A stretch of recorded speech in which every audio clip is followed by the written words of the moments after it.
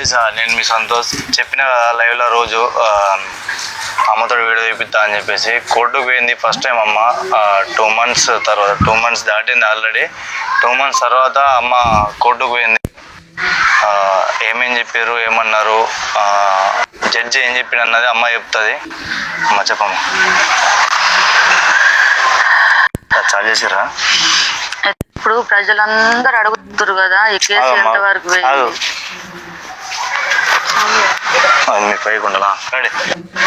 ప్రజలంతా అడుగుతారు. అయితే ఈ కేసు వైసమ్మ కేసు ఎక్కడి దాకా పోయింది, ఎక్కడి దాకా వస్తుంది, ఇంకా రిప్లై ఇస్తలేరు. మరి వాళ్ళని ఏం చేసారు, వాళ్ళు బయటకు వచ్చిరా రాలేరా అని మీరు అందరు ప్రజలు కొన్ని రాష్ట్రాలకు పోయింది. స్టార్టింగ్ 2 రాష్ట్రాలు అన్నారు, కానీ ఇప్పుడు మొదటి భూమి పుట్టిన కాడికి పోయింది చరిత్ర. ఇంత చరిత్ర వేయిందని అంటే ఇంత రేవంత్ రెడ్డి సారు, ఇప్పుడు ఈ జడ్జిలు, ఈ లాయర్లు, ఇక్కడ ఇంకా మోడీ సారు, ఇక్కడ పవన్ కళ్యాణ్ సారు, సీతక్క, కవితక్క, కేటీఆర్, కేసీఆర్, ప్రతి ఒక్కళ్ళు పదవి మీద ఉన్నారు. పదవి మీద ఉండి మీరు అసలు దేని గురించి ఈ పదవిలో ఉన్నారు కొంచెం మీరు ఆలోచించుకోవాలి. ఆడపిల్లలు జనాలు రోజుకు కుక్కలు చచ్చినట్టు చేస్తుండ్రు. ఒక్కడు పొడిచి చంపుతుండు, ఒక్కడు తలకాయ నరికి ఫ్రిడ్జ్లో పెడుతుండు, ఒక్కడైతే వేసి చంపుతుండు, అగ్గిలు పెడుతుర్రు, డ్రమ్ములలో వేసి చంపుతుర్రు, రేపు వేసి చంపుతుర్రు.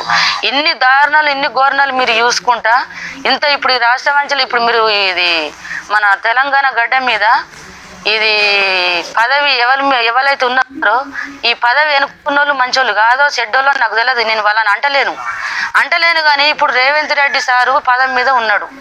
ఇప్పుడు బస్సులు ఫ్రీ బస్సులు అని పెట్టిండు. ఫ్రీ బస్సులు ఎందుకు సార్? ఒక మాట ఆలోచించండి. మీరు ఇప్పుడు అక్కడ మీటింగ్ పెట్టుకొని మాట్లాడతారు. నేను ఫ్రీ బస్సు వేసినా కదా, ఫ్రీ బస్సు వేసినా ఒకటే, వేయకున్నా ఒకటి. ఇలా పైసా పోతుంది, రేపు సంపాదించుకోవచ్చు. ఇలా పానాలు పోతున్నాయి, తెల్లారి పానాలు సంపాదించుకోలేం కదా. దయచేసి చేతులు ఎత్తి మొక్కుతున్నా, మీ పదవి మీద ఉన్న వాళ్ళందరికీ మొక్కుతున్నా. నా వయసమ్మ చనిపోయి 2 నెలలు దాటి 3 నెలలు పడ్డది. మాకు ఇంకా ఏం న్యాయం జరుగుతలేదు. మొన్న స్టార్టింగ్ 7కి పోయినాం, రేవంత్ రెడ్డి ఆఫీస్కి పోయినాం, ప్రజాభవన్కి పోయినాం. ఇన్ని రోజులు చెప్పలేను. అయితే ఈ వీడియో మళ్ళీ మొత్తం చెప్తున్నాం మీకు. ఈ ప్రజలకు తెలాలా, ఈ కేసు వదిలేదే లేదు, వాళ్ళ పానాలు తీసేదాకా మీకు నిద్రలే ఉంటలేవు. కుటుంబం అంతా అల్లం కల్లం అయిపోతున్నాం, చచ్చుకుంటా బతున్నాం. మీరు అనుకుంటారు సారు ఇలా చచ్చిపోయిన పిల్ల 4 రోజులు ఏడిసి సైలెంట్ ఉంటారు, ఎంతో మంది చచ్చిపోతున్నారు. మీరు కుక్కలతో సమానం చూస్తుండ్రు. ఆడపిల్ల జీవితాలు అంటే కుక్కలతో సమానం చూస్తుండ్రు. మీరు గిట్లా నా చెల్లెకు న్యాయం జరగకపోతే ఏ ఆడబిడ్డకు కూడా న్యాయం జరగదు. ఎందుకంటే మా చెల్లెది ఎక్కడికో పోయింది. దేని గురించి అంటే ఇంత పెద్ద యూట్యూబర్ వైష్ణవికే న్యాయం జరగలేదు. మనం తప్పేస్తే మనకేమవుతుందిరా, అట్లా పోతాం ఇట్లా బయటకు వస్తాం అని చెప్పేసి చాలా మంది అనుకుర్రు కూడా, జరిగినాయి కూడా. ఫస్టే చెప్పిన ప్రతి ఒక్కరికి, ప్రతి ఒక్క వీడియోలో చెప్పిన, పోలీసు వాళ్ళకి చెప్పిన, డిఎస్పీకి చెప్పిన, ప్రతి ఒక్కరికి చెప్పిన, నేను జనాలకు కూడా చెప్పిన. ఇప్పటికీ చాలా రేపులు అయినాయి. ఇంకా మా చుట్టుపక్కల అయితే చిన్న చిన్న పిల్లలు రేపులు అవుతున్నాయి. అయినా ఎవరు పట్టించుకుంటలేరు. ఈ గవర్నమెంట్ ఇంతే. ఆ కోర్టులో ఏం చెప్పారో చెప్పమ్మా. భవానీ ఆఫీస్కి పోయినాం, రేవంత్ రెడ్డి ఆఫీస్, ప్రజాభవన్ దగ్గరికి పోయినాం. అయితే మేము ఎందుకు పోయినామంటే రేవంత్ రెడ్డి సార్ను కలుతానే పోయినాం. మనం చిన్నది కలుసుడు ఎందుకు, పదవి ఉన్నోళ్ళని కలాలి కదా. ఒకసారి కేసీఆర్ దగ్గరికి పోతే కేసీఆర్ పట్టించుకోలేడు. ఎందుకంటే వాళ్ళకు పదవులు ముఖ్యం, ఓట్లు ముఖ్యం. వాళ్ళకి ఓట్లు వేయాలా, పదవులు గెలాలా, కోట్లు సంపాదించుకోవాలా, పదవి మీద కూర్చోవాలా. ఈ ఆడపిల్లలు చత్తురు అంటే నేను 10 గంటలు వెయిట్ చేసిన. కేసీఆర్ వాళ్ళ అది అక్కడ వచ్చిండు కదా జగిత మీటింగ్ కట్టే 10 గంటలు వెయిట్ చేస్తే మీరు తెలుసుకుంటా సార్. మీరు ఒక పదవిలో ఉన్నప్పుడు ఫస్ట్ లా ఒక్కొక్క ఆడపిల్లకి అన్యాయం జరిగిందంటే ఎన్కౌంటర్ వేసేసారు, ఉరిశిక్షలు వేసేసారు. మీరు తెలుసుకుంటే అయితే అన్న నమ్మకంతో, ఒక హోప్ తోటి మేము అడికి వచ్చి కింద మస్తేపు ఉంటే పట్టించుకుంటారు అని చెప్పేసి ఆ పైకి ఎక్కి మరి మేము పోరాటం చేసినాం. కానీ ఆ రోజు మమ్మల్ని ఎవరు పట్టించుకోలేదు. ఒకైనా పట్టించుకున్నాడు, రారి స్టేజ్ దాకా అన్నారు. స్టేజ్ దాకా వస్తే పోలీసులు ఆపేసారు. ఆ రోజు మాకుండే హోప్ కొంచెమైనా సరే సార్ మాకు కలుతుండేవచ్చు అని చెప్పేసి అనిపించింది. కానీ ఆ రోజు మాత్రం మాకు కొంచెం కూడా అది వేయలేరు. సరే పోంది అని చెప్పి సైలెంట్ అయిపోయినాం. తర్వాత 2-3 ఫోన్ చేసారు, మిమ్మల్ని కేటీఆర్ సార్ కలుతా అన్నాడు, కేసీఆర్ సార్ కలుతా అన్నారు అని చెప్పారు. కానీ ఇప్పటికి ఎవ్వరు కూడా మాకు గల్లేరు, ఎవరు కూడా సాయం చేయలేరు, ఎవరు కూడా న్యాయం చేయలేరు. మా పోరాటం మేమే చేస్తున్నాము. ప్రజాభవన్కి పోయినాం. అక్కడ చెప్పింది ఒకటే 15 days ఆగండి, 15 days లోపు మీకు న్యాయం జరగకపోతే ఖచ్చితంగా మళ్ళీ రాండి అని చెప్పేసి మాకు చెప్పారు. 15 days కూడా అయిపోయింది. సో ఈ మధ్య కోర్టుకు రావాలని చెప్పేసి ఆర్డర్ ఇస్తే దానికోసం మేము ఆగిపోయినాం. ఇప్పుడు పదవిలు ఉన్నా ఒకటే లేకున్నా ఒకటే. పదవిలు ఉన్నోళ్ళే మాట్లాడాలన్న ఏం రూల్స్ లేదు సార్. దయచేసి కొంచెం పట్టించుకోండి. ఎవరైతే ఆడిబిడ్డలతో పట్టించుకుంటారో, ఎవరైతే ఆడిబిడ్డల రూల్స్, ఆడిబిడ్డను చంపినోడు వెంటనే చంపేలా ఎన్కౌంటర్, నడి రోడ్డు మీద ఎన్కౌంటర్ చేయాల. ఇప్పుడు జైళ్ళు, పోలీస్ స్టేషన్లో పెట్టుడు, సబ్ జడ్జి జైలు వేసుడు, అవి ఎందుకు సృష్టించారు? దొంగతనం చేసిన వాళ్ళకు చిన్న చిన్న కేసులు 7 2 ఏళ్ళ 3 ఏళ్ళ వాళ్ళకు బుద్ధి అద్దు రావాలి. దొంగతనం చేసిన వాళ్ళు మళ్ళీసారి వేయద్దు. వాళ్ళకు అసలు కేసులు కోర్టులు అవి పుట్టించాల. ఈ చచ్చిపోయిన వాళ్ళకు మీరు జైలు వేసి మీరు 2 నెలల 3 నెలల కడుపు నిండా 3 పొంటల తిండి పెట్టుకుంటా వాళ్ళని మేపుకుంటా 3 నెలలు ఉండి 10 లక్షలు పోయంగానే బయటకు వస్తుర్రు. ఇవాళ పానం 10 లక్షలు వస్తే బయటకు వస్తుందా? వాళ్ళు బయటకు వస్తుర్రు. చంపిన వాళ్ళేమో ఏడ్చి చస్తున్నాం. నా బిడ్డ ఇప్పుడు నా బిడ్డ ఏడికెళ్ళి రావాలా? నా కన్న తీపి ఏడికెళ్ళి రావాలా? నేను 18 ఏళ్ళ బిడ్డని 20 ఏళ్ళ బిడ్డని చేసుకున్నా. చిన్నప్పటి నుంచి వాళ్ళు జాదుకొని నా కడుపు తీగ మీకు తెలుతలేదా? ప్రతి ఇంట్లో ఆడిపిల్ల ఉంటుంది. ప్రతి ఇంట్లో మొగోడు పెళ్ళ మొగలు పిల్లల్ని కంటేనే పిల్లలు ఉడతారు. ఎంత కష్టపడితే పిల్లలు రావాలా? పాలిచ్చి సాధినాం సారు, పాలిచ్చి సాదుకున్నాం. ఇప్పుడు దానికి చంపే రూల్స్ ఎక్కడిది? ఆ రూల్స్ ఎవరు ఇచ్చారు? చట్టం ఇచ్చింది. దీనికి మీరు ఏమన్నా సరే ఈ రూల్స్ చట్టం ఇచ్చింది. దేనికి ఇచ్చింది చట్టం మీరు అనుకోవచ్చు. అరే చట్టం ఇచ్చిందని మమ్మల్ని ఎందుకు అంటారు మీరు అనుకోవచ్చు. చంపేటోని చంపాలి కదా. చంపేటోని చంపితే ఆ రూల్స్ మీరు కరెక్ట్ వాళ్ళకి శిక్షలు వేసినట్టు. మీరు చంపేటోని చంపడం లేకనే మీ అల్ల దిక్కు లేకనే ఈ రూల్స్. అందుకే చంపేటోని చంపక ఇప్పుడు పిల్లలు ఆడపిల్లలు రోజు 10 మంది 20 మంది చచ్చిపోతూనే ఉన్నారు. మరి పదం మీద ఉండి మీరు ఏం చెప్తుర్రు? పదం మీద ఉండి నేనైతే నాకు ఓట్లేస్తా నీకెళ్తా, నాకు ఓట్లేస్తా నీకు, నాకు ఓట్లేస్తా నీకెళ్తా.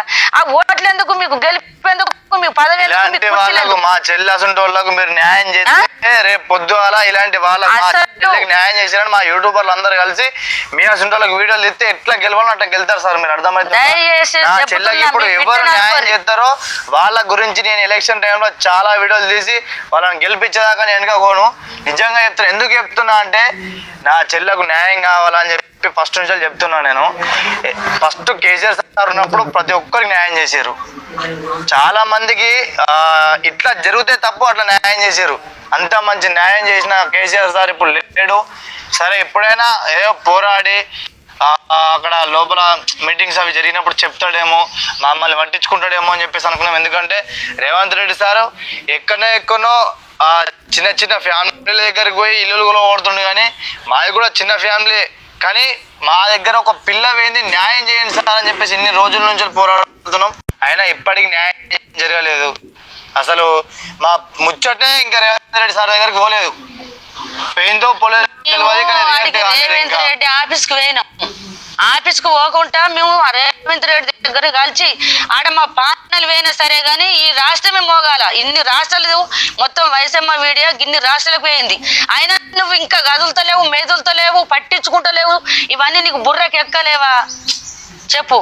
ఇవన్నీ నీకు చూస్తలేవా? నువ్వు ఇంత జనాలు చచ్చిపోగా నువ్వేం చెప్తున్నావు? ఎట్లా కూడా బుద్ధి అవుతుంది నీకు? ప్రతి ఇంట్లో ఆడపిల్లలు ఉన్నారు కదా. ఒక్కొక్క ఇంట్లో ఈసుంటుంది ఫ్యామిలీ. ఆనంద్ గడు, అశోక్ గడు, సిత్తర్లు వచ్చి ఈ నలుగురు నా బిడ్డను చంపంగా నలుగురు ఎంపీలు సారు రోడ్డు వాళ్ళు 4 రోజుల కంచెలి సీసీ కెమెరాలో పడుతుందేమని ఆగులకెళ్ళి వచ్చి రోడ్డు లెంకొని మేము 10 ఏళ్ళ రోడ్డు మూసేసి మా ఇంటికి దారి ఇంటి వెనకకెళ్ళి వచ్చి రేకులు తీసేసి ఈ నలుగురు వచ్చి నా బిడ్డని దారుణంగా ఎంపీ. మరి మేము చూసుకుంటే ఏరమంటారా? మా పానలు ఇట్న పోనా? ఇవాళ మా బిడ్డని చంపిపోయారు. రేపు వల్ల మమ్మల్ని ఏమైనా ఏదని ఏం గ్యారంటీ? ఇంటికింటికి హత్యలు జరుగుతున్నాయి. అయితే ఆఫీస్కి పోతే రేవంత్ రెడ్డి ఆఫీస్ దగ్గరికి పోతే ఆ లాయర్ చూసి అమ్మ మీరు ఏం టెన్షన్ పెట్టుకోకూడదు, ఇది కొన్ని రాష్ట్రాలకు పోయింది వైసమ్మ వీడియో, వాళ్ళకు తగిన శిక్షలు వేస్తామంటే తగిన శిక్షలు మాకు వద్దు సారు, ఎన్కౌంటర్ చేయండి. అలా ఎన్కౌంటర్ చేస్తే వాళ్ళని కుక్కలు ఒక నడి రోడ్డు మీద కుక్కలను కాల్చినట్టు కాల్చి చంపితే అలాని వాళ్ళ మీద కలకల అనేటోళ్ళు భూమి మీద లేరు. అంత రాక్షసులు వాళ్ళు. అలా ఫ్యామిలీ అంత రాక్షసుల ఫ్యామిలీ వాళ్ళది. వాళ్ళు బతకడానికి అర్హత లేదు. నా బిడ్డ మీద 4 చేతులేసి చంపిర్రు. రిపోర్ట్లు కూడా ఇస్తలేరు. రిపోర్ట్లను అడిగితే మీకు రిపోర్ట్లు ఎందుకు? నలుగురు చంపిరా లేదా అనే రిపోర్ట్లు తెలుతాయి కదా. నడవల లంచాలు కట్టుకొని రూపాయలు తిని ఒక్కడే చంపిండని నువ్వు రూల్స్ రాసుకోనంటే, ఒక్కడే చంపిండని చెప్పు నువ్వు అనంటే నేను ఎందుకు చెప్తా? నలుగురు చంపిరు వాళ్ళు. రేవంత్ రెడ్డి దగ్గరికి పోదామంటే, అమ్మ నీకు న్యాయం జరగకపోతే రేవంత్ రెడ్డి ఇంటికి పోయి నీకు ఏం న్యాయం జరగలేదో అడికి పోయి చెప్పుకో నువ్వు అని అన్నారు. అయితే ఆఫీసులు ఏమన్నారంటే, ఆ లాయర్లు పోలీస్ సార్లకు కూడా నమస్కారం చేయాలి, లాయర్లకు కూడా వేయాలి, పెద్ద పెద్ద సార్లు వాళ్ళ కూడా కూర్చుంటారు కుర్చీల మీద, వాళ్ళు కూడా మంచి మంచి లెటర్లు మంచిగా రాసిర్రు అందరికి. రాష్ట్రం అంతా ఎక్కడెక్కడ పెద్దవాళ్ళు ఉన్నారో వైసమ్మ గురించి, వైసమ్మని చంపిన వాళ్ళని వాళ్ళు దారుణంగా వాళ్ళకు మర్డర్ చేయాలా, అలా నడి రోడ్డు మీద ఎన్కౌంటర్ చేయాలా అని వాళ్ళు మొత్తం అన్ని ఇక్కడ రాసిపోయి, నేను అన్ని ఎట్లెట్లా చెప్పినో అట్లా రాసి పంపించారు.